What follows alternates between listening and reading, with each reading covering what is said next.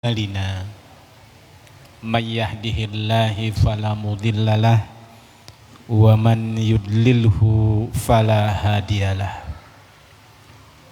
أشهد أن لا إله إلا الله وحده لا شريك له وأشهد أن محمدا عبده ورسوله اللهم صل وسلم وبارك على نبينا Muhammadin wa ala alihi wa sahbihi ajmain. Hadirin dan hadirat Bapak Ibu jamaah sholat maghrib dan jamaah sholat isya rahimakumullah. Alhamdulillah wa syukurulillah, kembali kita bersyukur kepada Allah Subhanahu wa ta'ala. Di malam hari ini Allah Subhanahu wa ta'ala masih berkenan memberikan kemudahan, kesempatan kepada kita semua untuk kita bersama hadir menunaikan ibadah sholat maghrib berjamaah. Salawat serta salam tak lupa kita haturkan kepada baginda Nabi besar Muhammad sallallahu alaihi wasallam, keluarganya, sahabat-sahabatnya, tabi'in-tabi'innya, serta kepada seluruh pengikut ajarannya hingga akhir zaman. Bapak Ibu rahimakumullah, di kesempatan sore hari ini kita kembali akan mengkaji kitab fikih Shahih Fiqhus Sunnah. Dan tema kita masih, kita akan membahas seputar tentang fikih tayamum. Pertemuan sebelumnya sudah kita bahas terkait dengan hukum landasan syar'i, ya, dalil diperbolehkannya kita tayamum. Kapan, dalam kondisi apa, sudah kita bahas. Yang kalau boleh kita simpulkan, saya akan ulangi lagi bahwa sesungguhnya tayamum itu disyariatkan di saat air tidak ada. Mau berwudu, mau mandi junub, air tidak ada, maka pada waktu itulah kita diperbolehkan. Rukhsah hukumnya, diberikan keringanan oleh Allah Subhanahu wa ta'ala. Ternyata bersuci itu bisa menggunakan media lain selain air. Apa? Yaitu dengan tanah atau debu. Maka lahirlah syariat tayamum. Dalilnya apa? Surat Al-Maidah ayat 6. Ya. Kata Allah Subhanahu wa ta'ala, wa in kuntum junuban fattahharu. Kalau kalian sedang junub, mau melaksanakan ibadah sholat, maka apa? Bersuci dulu. Apa? Mandi besar. Karena junub termasuk hadas besar. Tapi wa in kuntum maridon, kalau seandainya kalian sakit, auja'a ahadukum minal ghaiti, atau ketika kalian habis buang air kecil, buang air besar, mau mandi, mau berwudu, falam tajidu ma'an, ketika kalian tidak mendapatkan air, fatayammamu sa'idan thayyiba, maka gunakanlah sa'id, ya, tanah debu untuk bersuci. Nah, itu dalil Al-Qur'an. Adapun dalil sunnah, saya ingatkan lagi hadis Rasulullah sallallahu alaihi wasallam yang diriwayatkan oleh hadis Imam Ahmad, ju'ilatil ardu kulluha li wali ummati masjidan wa tahuran. Allah telah menjadikan bumi ini seluruhnya buatku dan buat umatku adalah tempat untuk sujud. Dimanapun kita berada, asal kita berada di muka bumi Allah, selama bersih dari najis, silahkan kita sholat di sana. Ketika bangunan masjid kita tidak dapatkan, fa'ainama adrakat rajulan min ummati as-salah, kapanpun seseorang ingin menunaikan ibadah sholat sementara masjidnya tidak didapatkan bangunan, dalam arti masjid secara utuh tidak dapat, maka disitulah masjidnya. Nah, ini dalil yang kedua. Jadi sekali lagi, adanya tayamum di saat air tidak ada. Atau yang kedua, air ada tapi tidak mungkin untuk kita menggunakan air itu. Entah karena airnya itu memang sedikit, nggak mencukupi. Kalau berwudu hanya bisa kumur-kumur saja. Wajah nggak bisa dibasuh, tangan nggak bisa dibasuh. Kalau mandi cuma bisa buat cuci muka saja misalkan. Sementara yang namanya mandi junub harus merata. Seluruh pori-pori harus sampai air. Nah, dalam kondisi semacam itu boleh tayamum. Kenapa? Air ada tapi tidak mencukupi. Atau air banyak, cukup buat mandi, cukup buat berwudu, tapi tidak memungkinkan untuk menggunakannya. Kenapa? Karena kita dalam keadaan sakit.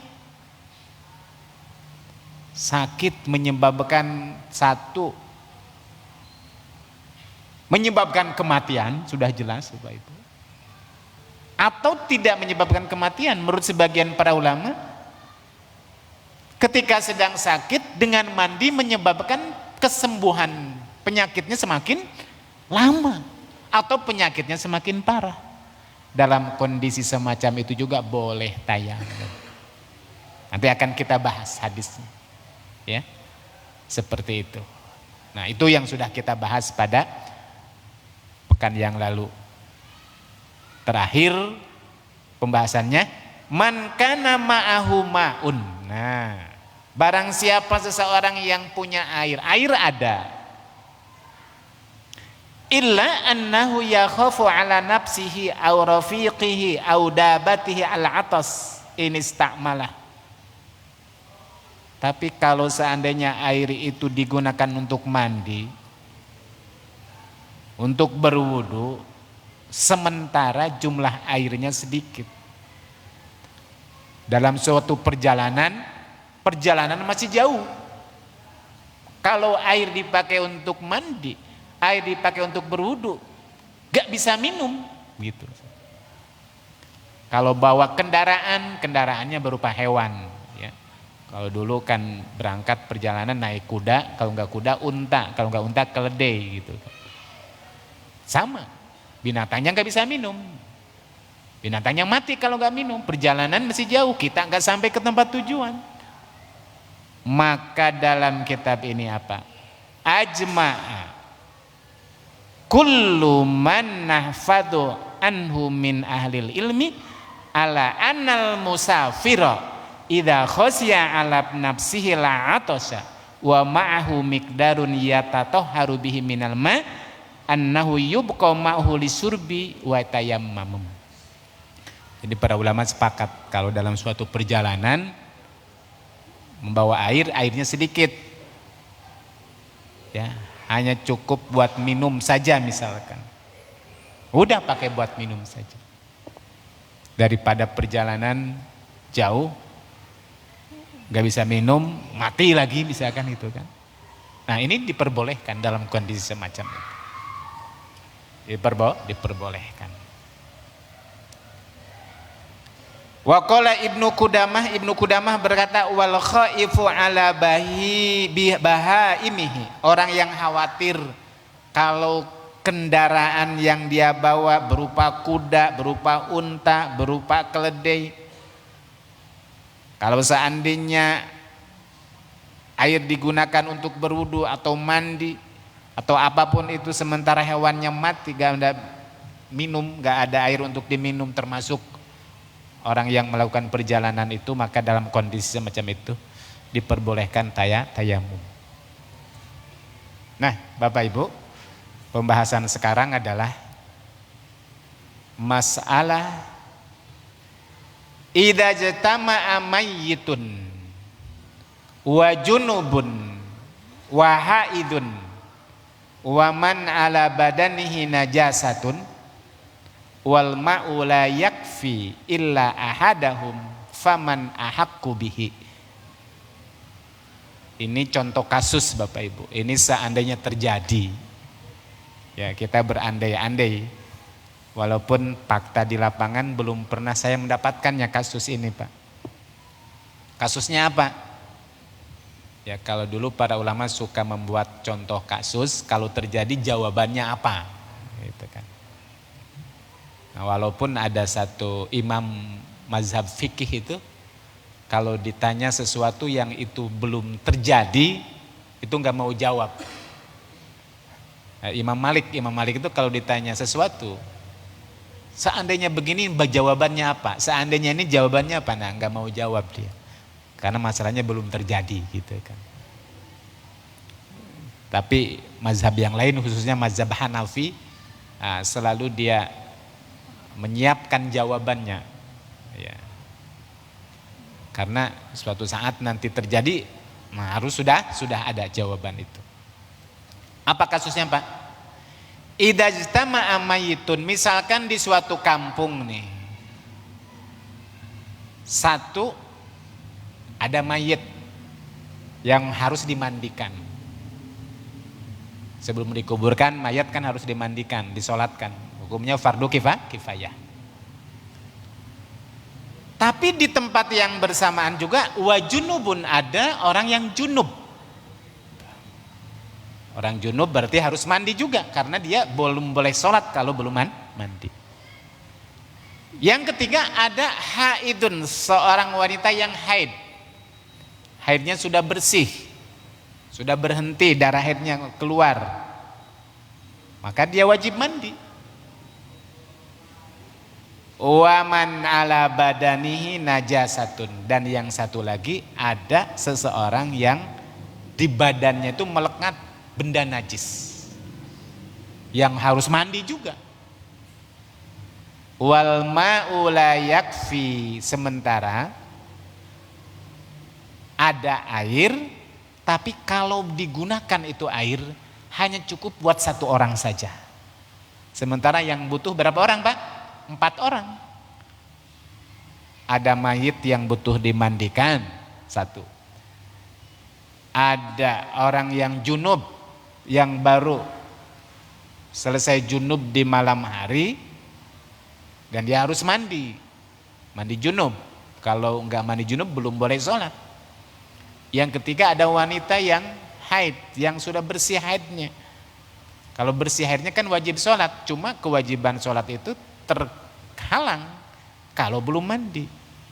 Dan yang keempat ada orang yang badannya penuh dengan najis, gak boleh sholat juga selama najisnya masih melekat, harus mandi, harus dibersihkan. Air cuma 1 ember gitu kan Bapak Ibu, cukup buat 1 orang. Pertanyaannya, kira-kira itu air yang berhak mendapatkan prioritas pertama untuk menggunakannya itu siapa dulu?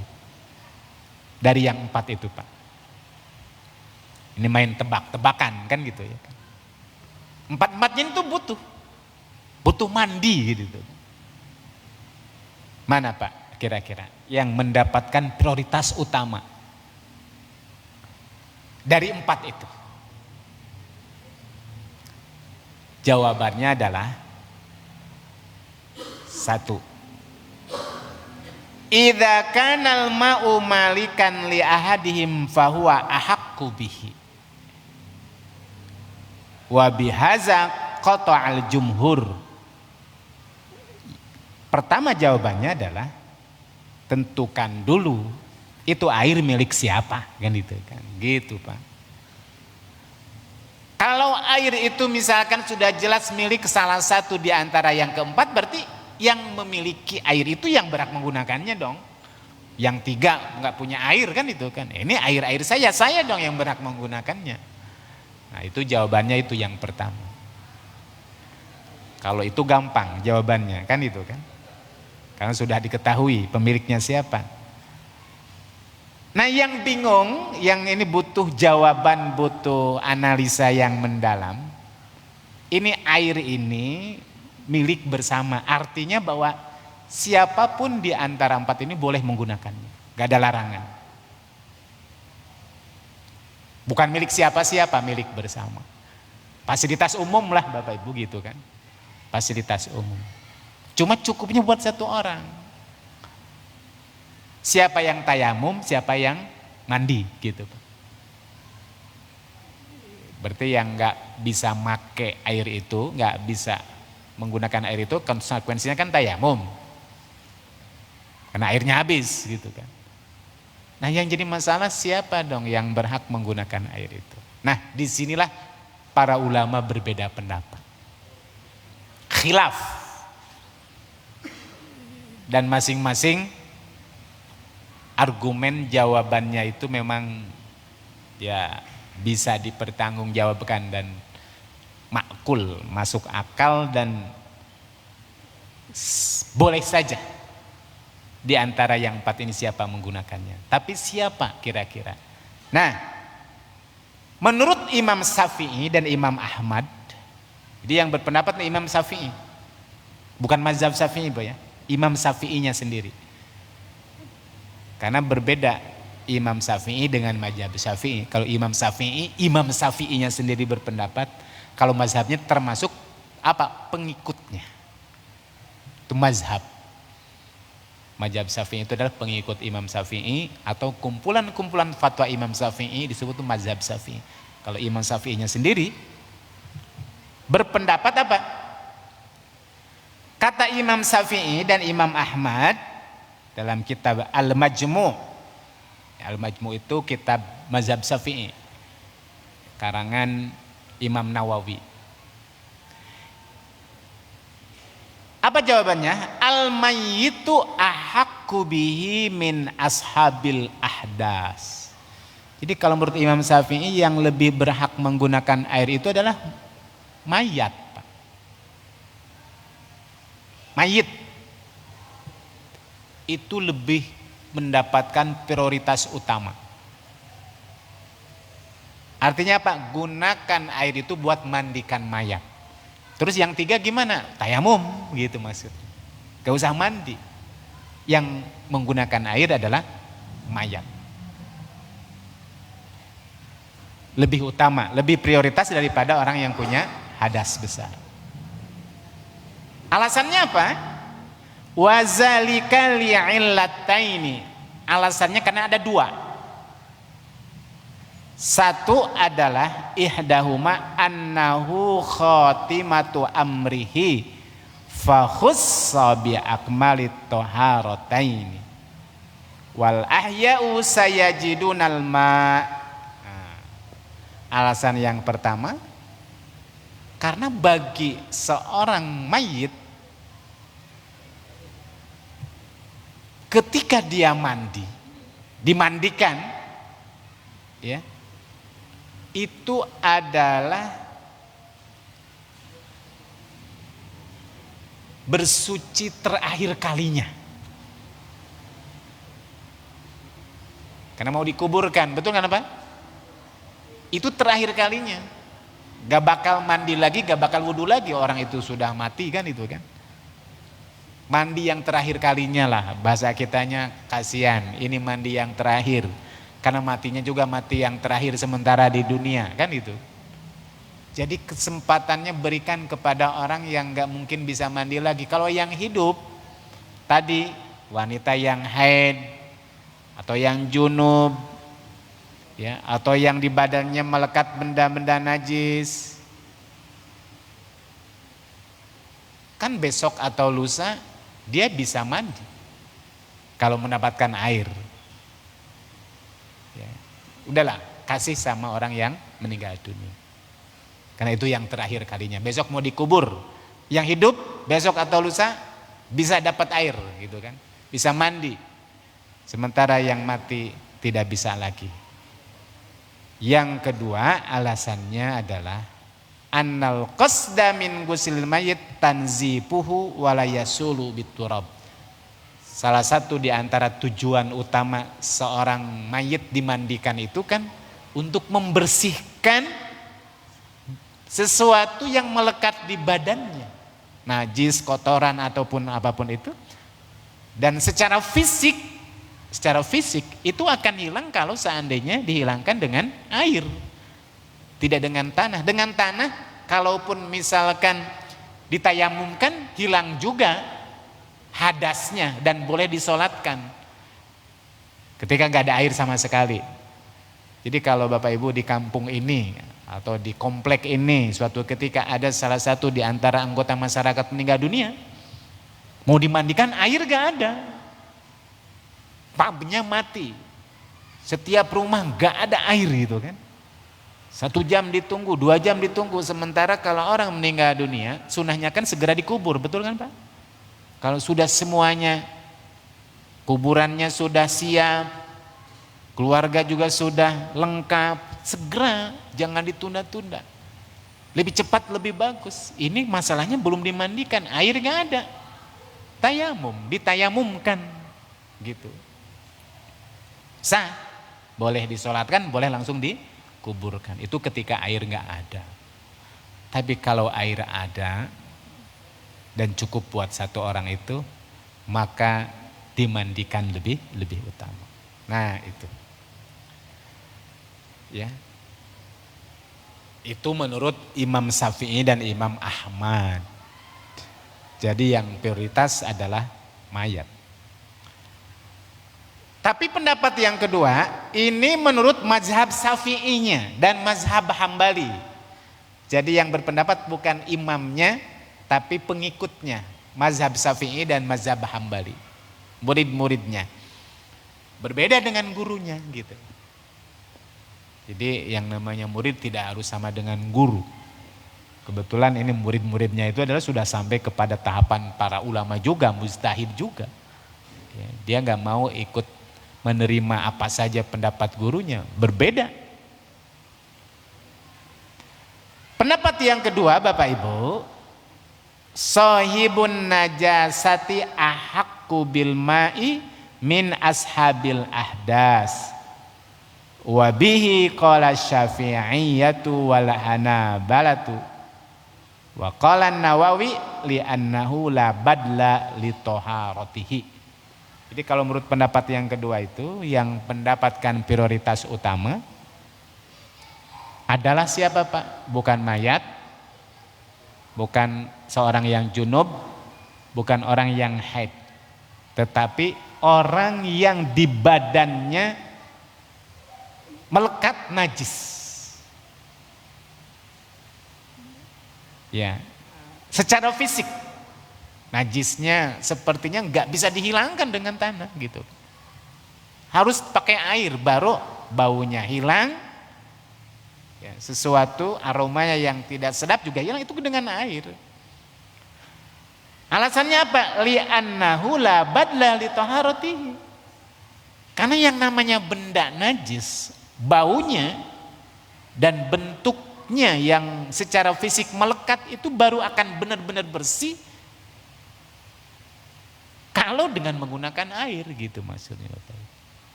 Kalau hanya menghilangkan hadas gak usah dengan air, tayamum cukup. Tapi ini kan masalahnya secara fisik itu benda najis itu baru akan hilang benar-benar bersih itu kalau menggunakan air. Yang lain kan mayat, ya, orang yang haid, orang yang junub, kan secara fisik ya katakanlah di badannya tidak ada najisnya misalkan gitu. Nah ini sementara orang yang di badannya melekat najis itu harus mandi. Itu menurut mazhab Hambali. Tapi pendapat yang ketiga lain lagi. Pendapat yang ketiga lain lagi. Apa? Al-haidhu ahaqqu bil ma'i minal junub li ghalati hadathiha wa li annaha taqdi haqqallahi ta'ala wa haqqu zawziha fi ibahati wat'iha. Kalau menurut pendapat yang ketiga itu yang mendapatkan prioritas utama adalah wanita yang haid. Lebih berhak menggunakan air itu dibandingkan yang junub. Kenapa? Karena hadas orang yang haid itu lebih berat, lebih besar. Dan yang kedua, li'annaha taqdi haqqallahi ta'ala wa haqqo zawziha fi ibahati watiha. Karena kalau seorang wanita yang haid kemudian dia mandi, dia itu menunaikan dua hak. Satu, hak Allah. Untuk boleh sholat itu seorang wanita kan harus mandi. Jadi ketika seorang wanita berhenti haidnya, kemudian mandi, berarti dia sudah memenuhi hak Allah. Kenapa? Karena berikutnya dia sudah diperbolehkan untuk sholat. Tapi ada yang kedua, Pak. Selain seorang wanita mandi dalam rangka memenuhi hak Allah, yang kedua, Pak, dalam rangka memenuhi hak suaminya. Suaminya. Kenapa? Ketika wanita sudah bersih secara fisik, sudah mandi, kan bagi suaminya nyaman ketika mendatanginya. Betul kan, Pak? Jadi ada dua kewajiban yang dia lakukan. Satu, kewajiban buat Allah dengan menunaikan sholat. Yang kedua apa? Kewajiban melayani suaminya. Kenapa? Karena secara fisik sudah bersih, hadas juga sudah terangkat. Jadi ada dua keuntungan yang didapatkan oleh seorang wanita. Itu menurut para ulama. Ya. Jadi wafil mas'alati khilafun. Nah, dalam masalah ini para ulama berbeda pendapat. Mana kira-kira yang lebih kuat? Monggo. Jadi tiga-tiganya ini sebenarnya ya boleh saja menggunakannya. Siapa yang prioritas? Mungkin ini musyawarah sajalah gitu kan. Kalau seandainya yang tiga sepakat, sudahlah kasih sama mayat saja. Monggo. Karena kalau mayat gak bisa diajak musyawarah kan gitu kan. Tinggal yang hidup saja. Kesepakatan saja kan gitu kan. Yang jelas semuanya berhak. Cuma karena air itu cukup buat satu orang, silahkan salah satu saja yang menggunakannya. Enggak ada larangan. Ya. Tapi sekali lagi ini hanyalah kasus seandainya itu terjadi. Faktanya saya belum pernah mendapatkan di lapangan. Ada satu kampung air cuma cukup satu orang, sementara yang butuhkan 4 orang yang berbeda. Gak pernah, Pak. Betul gak, Pak? Nah, gak pernah. Tapi dalam kitab ini dibahas. Lanjut Bapak Ibu. Tayammamul maridul ladzi yakhsha ala nafsihil halak min isti'malil ma. Bagaimana hukumnya orang yang sakit jika khawatir, takut kalau seandainya dia sedang sakit kemudian mandi atau wudu, itu menyebabkan al-halak. Halak itu apa Bapak Ibu? Kebinasaan, kehancuran, mati. Boleh gak sih seorang tayamum? Air ada, cuma dalam keadaan sakit. Cuma kalau mandi atau wudu khawatir. Dengan mandinya itu, dengan wudunya itu menyebabkan kemazaratan dalam dirinya. Entah kematian, nauzubillah, sampai mati misalkan. Atau menyebabkan kesembuhannya semakin panjang. Sakitnya semakin parah gara-gara mandi itu. Zahaba jumhurul ulama, jumhur mayoritas para ulama berpendapat. Siapa mereka? Abu Hanifah, Imam Syafi'i, Imam Ahmad dan Ibnu Hazm. Ila annal maridho, bahwa sesungguhnya orang yang sakit. Sakitnya sakit apa? Enggak disebutkan Pak sakitnya. Berarti yang tahu bahwa seorang sakit kemudian dengan menggunakan air yang akan menyebabkan penyakitnya semakin parah, ya dokter lah yang lebih tahu. Orang yang sakit idza khasya ala nafsihi al-halak, seandainya takut khawatir pada dirinya akan menyebabkan kematian, min isti'malil ma, kalau menggunakan air untuk mandi atau wudu, fayajuzu lahu an yatayammam, boleh bertayamum. Jadi boleh Bapak Ibu. Kira-kira penyakit apa ya? Misalkan penyakit rematik atau penyakit apalah. Tapi cuacanya sangat dingin. Sangat dingin. Itu diperbolehkan. Ya. Apa dalilnya? Al-Qur'an Al-Maidah ayat 6 yang tadi kita baca, ketika menafsirkan Wa in kuntum marda aw ala safarin falam tajidu ma'an fatayammamu. Apabila engkau dalam keadaan sakit atau safar dan tidak mendapatkan air maka tayamumlah. Qalal Mujahid, Imam Mujahid seorang tabi'in, ketika menjelaskan ayat ini, ketika menafsirkan ayat ini, apa Bapak Ibu? Wa ya lil maridi tusibuhul janabah. Jadi ayat ini maksudnya salah satu di antara pesannya adalah apabila ada orang yang sakit, kemudian yang sakit itu terkena junub, mengalami junub. Junub itu hadas besar Bapak Ibu. Bisa karena mimpi, keluar sperma, itu junub bagi laki-laki. Atau orang yang sakit kemudian melakukan hubungan suami istri, itu juga junub dan harus mandi.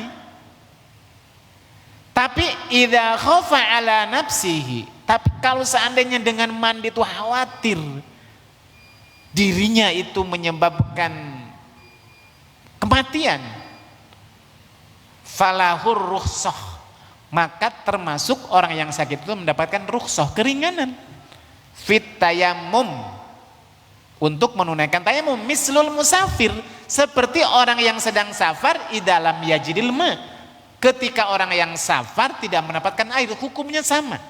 Jadi kalau ada orang yang sedang dalam keadaan perjalanan, mau wudu, mau mandi, air gak ada, boleh tayamum. Atau orang yang mukim, gak safar tapi dia sakit, airnya ada untuk mandi, tapi kalau dia mandi menyebabkan kemazaratan dalam dirinya, kata Imam Mujahid, apa? Boleh tayamum. Karena ketika dia melakukan tayamum itu berarti dia sudah menunaikan apa? Ayat Al-Quran, larangan dari Allah kepada kita untuk melakukan apa?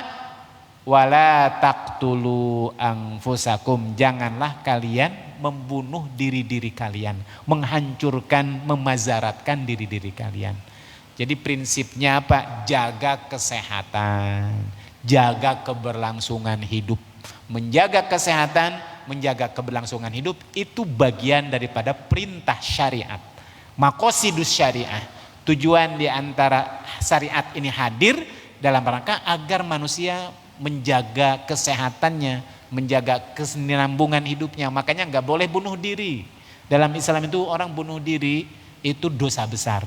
Kenapa? Bertentangan dengan syariat. Jadi ketika orang sedang sakit memaksakan dirinya mandi junub yang kemudian berakibat fatal terhadap kesehatannya, bahkan sampai menyebabkan kematian, berarti dia masuk dalam kategori apa?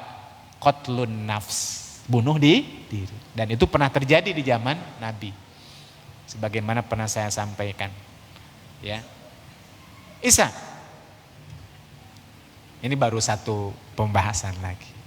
Jadi sekali lagi Bapak Ibu rahimakumullah, Islam agama yang sangat luas, mudah, tidak memberatkan. La yukallifullahu nafsan illa wus'aha. Allah tidak membebani umatnya di luar kemampuannya. Yuridullahu bikumul yusra wala yuridu bikumul usra. Allah menginginkan umat manusia ini, umat Islam ini mendapatkan keringanan. Termasuk diantaranya dalam masalah bab tayamum. Bapak Ibu rahimakumullah, waktu Isya tiba, pembahasan masih panjang insya Allah. Ada beberapa permasalahan yang ini masih didiskusikan oleh para ulama, termasuk tentang apa yang dimaksud dengan as-sa'id, tanah yang digunakan untuk tayamum itu tanah apa saja, dan tentu yang lebih penting lagi kaifiyah, cara bagaimana tayamum yang benar yang dicontohkan oleh Rasulullah, itu akan kita bahas di kesempatan yang akan datang. Bapak Ibu rahimakumullah, demikian saya rasa untuk mengisi waktu-waktu antara maghrib dan isya kita. Insya Allah kita ketemu lagi di pekan depan. Insya Allah pekan depan saya masih di Semarang. Maaf kemarin tidak bisa karena pas lagi di luar kota di Jogja. Demikian yang kita bisa bahas di kesempatan malam hari ini. Yang benar dari Allah dan Rasulnya, yang salah dari kehilapan saya pribadi. Wallahul muwafiq ila aqwamit thoriq. Wassalamualaikum warahmatullahi wabarakatuh.